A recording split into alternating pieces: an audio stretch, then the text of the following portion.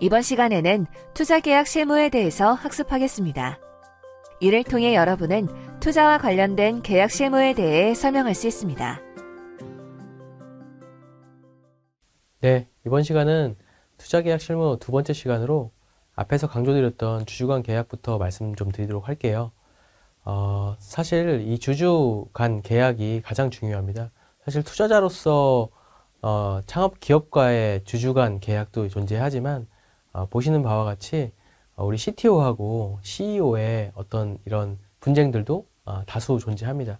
우리 코파운더 팀원들 간의 주주 간 분쟁 가장 대표적인 사례는 주식 비율을 좀 잘못 처음에 셋업하셔서 그런 경우들이 많이 발생하시고요. 예를 들면 뭐 리더 A하고 서브 B씨가 있는데 그냥 3분의 1씩 만약에 한다고 했으면 어느 순간 B씨가 A를 쫓아낼 수 있습니다. 보통 우리 사회 시간에도 많이 배우셨죠. 3분의 2 이상 참여해, 뭐 3분의 2 이상 동의하면 뭐 특별 결의 이런 머릿속에 대략적으로 머릿속에 있으시죠. 뭔가 특별한 걸 할 때는 전체 3분의 2가 동의해야 되는 거고 일반적인 경우에는 뭐 이제 하프가 동의해야 되고 뭐 이런 머릿속에 아웃라인이 있으신 거 하고 일맥상통하는데요. 그렇기 때문에 재무적 리스크를 지는 사람이 CEO를 하거나 또는 이 특성 자체가 공동대표의 성격이 필요하다. 예를 들면 테크 기반인데 경영하시는 분이 원래 메인이시고 기술자를 놓으셨다 했을 때 CTO의 어떤 퇴사 가능성에 대해서 투자자들 익스큐즈가 있을 수 있어요. 그래서 이분을 퇴사 못 시키는 어떤 주체로 주식을 준다기보다는 같이 공동대표를 올리거나 각자 대표를 올리는 경우들도 있는 거고, 그 이전에 먼저 하셔야 되는 거는 주주 간에 서로 상호 간에 계약서를 작성을 하시는 겁니다. 그래서 서로 역할과 업무를 분담을 하시고요. 그거에 대해서는 어떻게 할 건지, 이게 했었던 나의 가지고 있는 이런 주식들을 누군가에게 팔 때 어떤 제한이 있는지, 이거를 팔았을 때 어떤 페널티가 있는지, 뭐 이런 것들을 명시해 놓은 상호 간의 계약이라고 이해하시면 될 것 같고요. 그럼에도 불구하고 이게 안 됐을 때 우리가 어떻게 회수할 수 있을지, 결국은 주주 간의 계약의 핵심 결론은 이겁니다. 서로 약속하자, 약속한 게 이행되지 않았을 때 이런 어떤 페널티가 있다. 그리고 우리가 약속한 게 지켜지지 않았을 때 결국 기승전 결론은 이 주식을 회수할 수 있다 라고 이해하시면 될 것 같고요. 그래서 근속 의무를 줄 수도 있겠죠. 그래서 보통은 이제 베스팅이라고 앞에서 말씀드렸던 것처럼 3년 근속하면은 내가 받을 수 있는 어떤 스톡옵션을 받을 수 있는 형태의 시작인 거고, 3년을 보통 제일 많이 한다고 말씀드렸죠. 그래서 4년을 근속하게 되면은 내가 받을 수 있는 전체 스톡옵션의 3분의 1을 받게 되는 그런 겁니다. 그 다음에 겸업 금지에 대해서도 많이 이야기를 합니다. 그래서 대표적으로는 우리 투자자들하고 계약할 때 겸업 금지 쓰면서 내가 이 회사 이외에 다른 것들의 업무를 하지 않고 이거에만 올인하겠다라는 것들을 써야 되는 거고요. 그거 이외에 먼저 사전에 동의를 받아야 되는 것 같은 경우는 내가 어디 뭐 출강을 하고 있다라든지, 내가 이런 업무는 뭐 하고 있다라든지, 부득이 내가 개인 사업자로 뭐 우리 가족들이 어떤 사업을 영위하고 있는데 실제로는 관여도가 없다라든지, 추후에 이제 오해받을 만한 소지에 대해서는 사전에 소명을 해야 된다라고 이해하시면 되고요.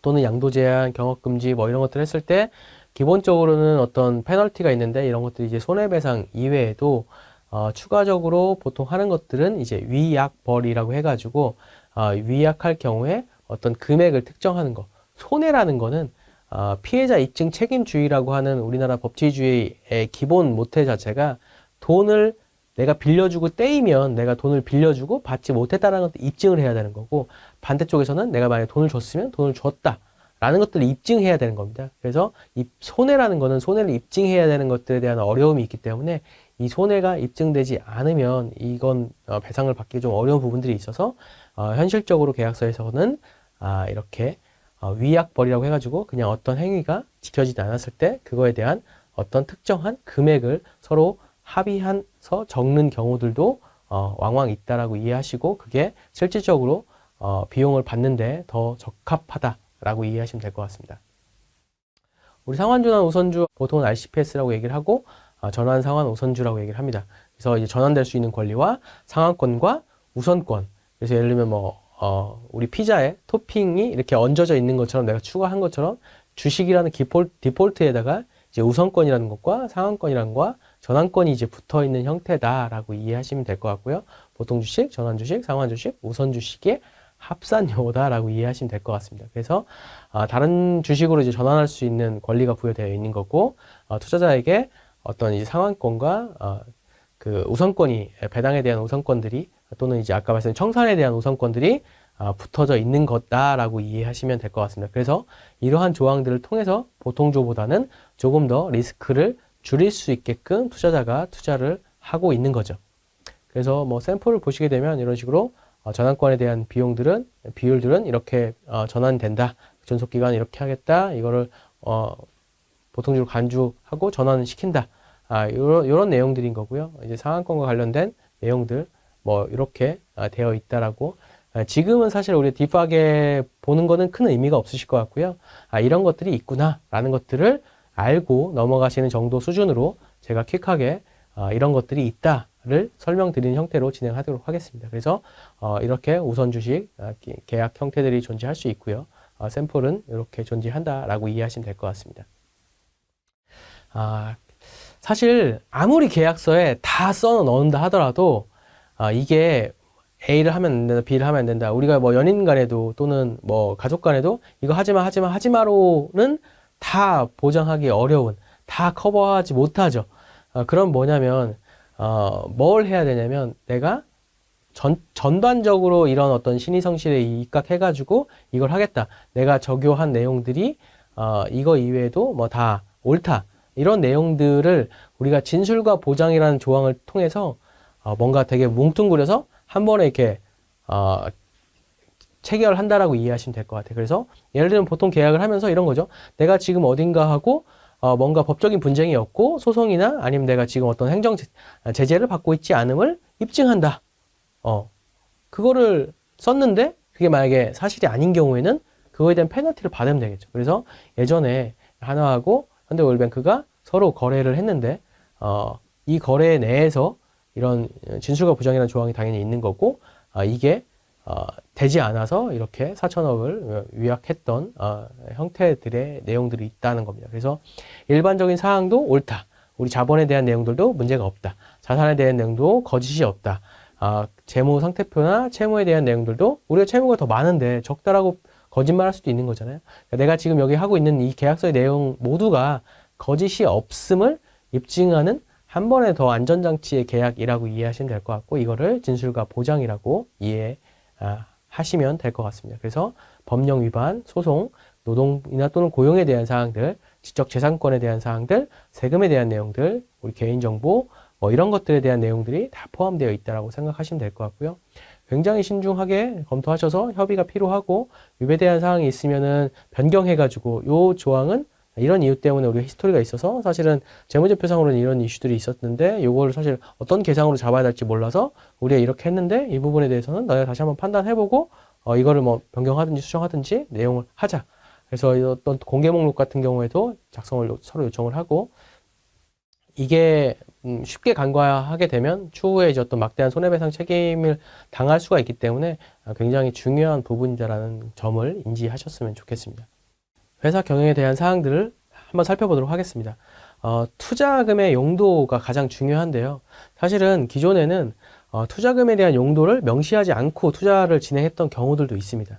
2000년대 닷컴 버블 때 그런 경우들이 있었었는데요. 그러다 보니까 투자금이 잘못 쓰여지고 유용되는 경우들을 기반으로 해서 이런 투자자들이 어떻게 쓸지를 명시를 하고 대표적인 거는 사실은 우리가 이걸 가지고 연구개발하겠다, 마케팅 비용을 쓰겠다, 어떤 비용을 쓰겠다, 인건비를 쓰겠다, 뭐 운전자금을 쓰겠다, 뭐 이런 것들이 이겠죠. 그래서 사실 초기 기업일수록 인건비가 많이 들어가는 거고 뒤쪽에 있는 기업일수록 마케팅 비용이라든지 이런 프로모션 비용들 또는 운전자금으로 많이 활용되겠죠. 그래서 이런 것들을 동의를 받아야 되는 거고 이전 강의에서도 말씀드렸던 것처럼 우리가 동의받아야 되는 사항들을 명시를 합니다. 그래서 예를 들면 회사가 일반적으로 뭐 5천만 원의 일회성 거래가 잘 일어나지 않는 회사라고 하면 그렇게 어떤 특정 금액을 정해가지고 이런 어떤 큰 금액이 뭔가 이동이 있거나 또는 뭐 대표이사를 바꾸거나 또는 우리가 어딘가에 보증을 쓰거나 융자를 받거나 우리 회사에 어떤 중요 변동 사항이 있을 때 이런 것들을 동의받아야 되는 것들이 있는 거고요. 또 협의해야 되는 사항들도 있습니다. 그래서 우리가 뭐 주총이라든지 뭐 일자라든지 아니면 또 우리 보유 주식에 대한 어떤 변동 사항이라든지 이런 것들이 있으면 우리가 협의해가지고 이제 통보해야 될 의무들이 있는 거죠. 이런 것들을 우리가 조금 이해하시면 될 것 같고요. 그래서 회사 경영에 대한 사항들도 투자 받았으면은 일정 이상 이제 공유를 해야 된다라는 큰 틀에서 머릿속에 이런 협의 사항과 동의 사항들이 존재한다라는 부분들 이해되시면 좋을 것 같습니다. 그래서 우리가 가지고 있는 기술을 뭐 이전하거나 양도하거나 경험을 금지하는 것들 이런 것도 당연히 동의받아야 되는 사항들일 수밖에 없겠죠. 그다음 회계나 이제 업무 감사 요청할 수가 있습니다. 그래서 이런 것들을 또 악용할 수도 있기 때문에 적당한 밸런스를 요청을 해야 되는 거죠. 예를 들면 우리가 언제든지 투자자가 뭐 언제든지 회계나 업무 감사를 할 수 있다라고 하게 되면 투자자가 계속 업무를 방해하게 될 수도 있겠죠. 그렇기 때문에 우리가 뭐 연간 결산 보고서를 제출했을 때 그 부분이 이상이 있다고 하면은 우리가 선임한 회계사를 통해서 한다든지 아니면 이 비용에 대해서도 사실은 이슈가 있을 수 있습니다. 언제든지 요청하는데 비용은 무조건 투자사가 돼야 된다. 또는 기업이 내야 된다라고 하게 되면 기업 입장에서는 언제든지 요청을 오면은 내가 비용을 내서라도 회계를 응대를 해야 되는 것 자체가 너무나 소모적일 수 있거든요. 그래서 투자사가 먼저 선지급을 하고 이 결과가 이상이 있는 경우에는 기업에서 그 비용을 지출한다든지 이런 식으로 좀 합리적으로 조율할 수 있겠죠. 그래서 이사를 지명을 해가지고 어떤 보드 멤버로 들여서 이 기업이 잘 운영되고 있는지를 안전장치를 걸을 수도 있는데 이걸 무조건 줘야 되냐? 당연히 아니겠죠. 왜냐하면 이사 선임권을 우리한테 의미 있는 지분을 넣지 않았는데 이사 선임권을 줬을 때 우리 기업에 문제가 될 수 있습니다. 그래서 의미 있는 지분권자인지를 판단을 하고 대표님이 이런 것들은 선택적으로 수용하시면 될 것 같습니다. 지분 처분과 관련해서도요, 이해관계자의 어떤 지분 처분을 당연히 투자자가 모니터링하고 관리해야 됩니다. 그렇기 때문에 기본적으로는 앞에서 말씀드렸던 것처럼 이 주식을 판매할 때 나한테 먼저 물어봐라. 요게 이제 기본 스탠스라고 이해하시면 될 것 같습니다. 그래서 내가 먼저 받을 수 있는 권리, 그래서 매수 우선권이라고 합니다. 이거를 내가 가지고 있어서 너네가 이제 기업에서 신주를 발행하든 구주를 매각하든 일단 나한테 물어보고 내가 안 한다고 하면은 다른 사람한테 할 수 있게끔 해서 기존의 투자자들이 뭔가 이거를 기본적으로 먼저 가지고 있다. 우리 앞에서 태걸롱 배웠죠. 그 다음에 드래걸롱도 배웠습니다. 대표적인 조항들인 거죠. 드래걸롱 조항 같은 경우에서도 앞에서 말씀드렸던 것처럼 기본적으로 굉장히 독소 조항에 영향이 있을 수 있기 때문에 실무적으로는 충분한 대화가 필요하고 협의가 없이 되어 있는 경우에는 우리가 일단은 거절을 얘기해야 된다라고 이해하시면 될 것 같습니다. 풋옵션 같은 경우에는 주식 매수 청구권입니다. 그래서 이렇게 뭔가 진술과 보장의 허위에 부정확함으로 인해서 뭔가 문제가 있는 경우에 계약서에 어떤 의무를 위반한 경우에 내가 투자자가 투자를 했지만 이 계약의 내용이 뭔가 문제가 있었다. 그 문제라는 게 기업이 최초에 진술했던 내용들, 뭐 특허가 내 거라고 했었는데 알고 봤더니 특허가 우리 게 아니고 전용 실시권도 아니고 이런 경우라고 하면 이게 사실 사업에 굉장히 크리티컬한 특허였다라고 하면 이 기업 투자의 자체가 무산될 만큼 의미가 있는 거죠. 그런 경우에는 내가 가지고 있었던 주식을 이 기업에서 다시 사갈 수 있는 어떤 풋옵션을 우리가 할 수 있는 거고요. 그래서 손해를 담보하기 위해서 하는 거고 실질적으로 소급하여 무효시키는 효력을 발생한다라고 이해하시면 될 것 같습니다. 그래서 이거에 대한 추가적인 페널티를 제시하기도 하고요. 대표자 및 그 이외에 연대를 하기도 합니다. 콜옵션은 그 반대의 개념으로 우리가 오히려 이제 사올 수 있는 추가적으로 내 주식을 투자자 관점에서 이걸 팔 수 있는 권리가 아니라 사올 수 있는 권리. 그래서 창업 기업에서도 똑같이 이제 콜옵션이 생기는 거죠. 그래서 창업 기업에서 투자를 받았는데 투자 단가가 너무 마음에 안 들어. 근데 이 투자 단가로 곱하기 복리로 얼마 했을 때 내가 다시 사올 수 있는 권리가 있다고 하면 이 투자 조건이 마음에는 안 들더라도 일단 내가 급하니까 투자는 받고 이 주식을 회사를 키워서 다시 사오겠다라는 마음 형태로 콜옵션을 요청할 수가 있겠죠. 그래서 이것도 서로 어떤 협의의 영역이다. 그래서 기업이 성과를 많이 냈습니다. 그래서 내가 뭐 낮은 단가에 투자 들어갔는데 기업이 뭐 5배 이상 성장을 했어요. 그러면 기업 대표님이 그때 정도 되면 기업 이 정도로 성장해서 돈 많이 버시면 저희한테도 주식을 조금 살 수 있는 권리를 줄 수 있지 않겠냐라고 얘기하실 수 있게끔 이렇게 이게 협의의 문제라고 영역이라고 이해하시면 될 것 같습니다. 이렇게 콜옵션 조항까지 살펴봤고요. 계약 내용은 사실은 이거보다 더 많이 있습니다. 그럼에도 불구하고 가장 주요한 몇 가지 계약들만 오늘 살펴봤고요. 우리가 연속적으로 사실 투자와 관련된 많은 이야기를 좀 드렸었습니다. 근데 이 부분을 다 이해하지 못하시더라도 우리가 책의 목차처럼 이런 부분이 있었지라고만 머릿속에 남겨두셔도 저는 저의 강의가 의미 있었다고 생각을 합니다. 긴 시간 동안 투자 관련 강의 경청해 주셔서 감사합니다. 수고하셨습니다. 이번 시간에 학습한 내용을 퀴즈를 통해 확인해 보세요.